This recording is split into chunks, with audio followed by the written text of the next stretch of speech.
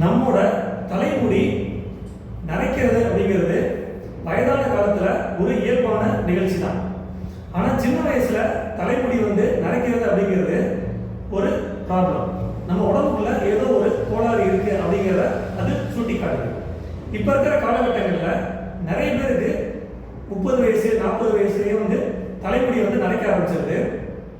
இப்போ நம்ம பெரும்பாலும் இந்த நரைத்த தலைமுடியை திருப்பி கருப்பாக்குறதுக்கு என்ன முயற்சி பண்ணுறோம் அப்படின்னா, பலவிதமான மூலிகை எண்ணெய்கள், ஷாம்புக்கள், கெமிக்கல்ஸ் இதெல்லாம் பயன்படுத்தி தலைமுடியை கருப்பாக்கிடலாமா அப்படின்னு நம்ம முயற்சிகளை செய்கிறோம். நான் என்ன நினைக்கிறேன் அப்படின்னா, இது பெரும்பாலும் பலன் கொடுக்காது அப்படின்னு தான் நான் நினைக்கிறேன். ஏன்னா தலைமுடியை நம்ம ஒரு தனி உறுப்பாக நம்ம நினைக்கிறோம். ஆனால் தனி உறுப்பு இல்லை. தலைமுடிங்கிறது நம்ம உடம்புக்குள்ள ஏதோ ஒரு ப்ராசஸ் நடக்குது, ஏதோ ஒரு கெமிக்கல் ப்ராசஸ் நடக்குது. அதோட எக்ஸ்டென்ஷனாக தான் தலைமுடி நமக்கு வளருது. உடம்போட நீட்சியாக தான் தலைமுடி வளருது. அதனால இது உடம்போட சேர்த்து கன்சிடர் பண்ணாதான் இதற்கு தீர்வு கிடைக்கும்.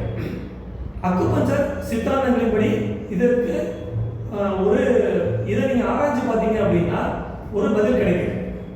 அக்குபஞ்சர் கான்செப்ட்ஸ்ல என்ன சொல்றாங்கன்னா, இப்போ நம்ம தலைமுடி எடுத்துக்கோம். தலைமுடிங்கிறதுல 2 நிறங்கள் இருக்கு, 2 கலர்ஸ். தலைமுடியோட இயல்பான நிறம் கருப்பு. அது நரைக்கும் போது வெண்மையாக மாறும். ஸோ 2 நிறங்கள் இன்வால்வ் ஆகுது. ஒன்று கருமை, இன்னொன்று வெண்மை.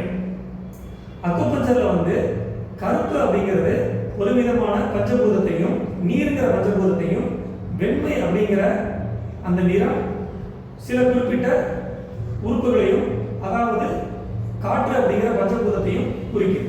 ஸோ கருமை, வெண்மை இந்த 2 பஞ்சபூதங்களுக்குரிய உறுப்புகள் பாதிக்கப்பட்டுள்ளன அப்படிங்கிறது தான் நரைக்கிற தலைமுடி நரைக்கும் அந்த நிகழ்ச்சி நமக்கு மறைமுகமாக சுட்டி காட்டுது.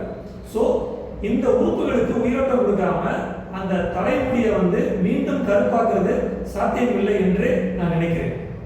அக்குபஞ்சர் சிகிச்சை இந்த விதத்தில் உங்களுக்கு நிச்சயமாக பெருமளவில் உதவி செய்யும்.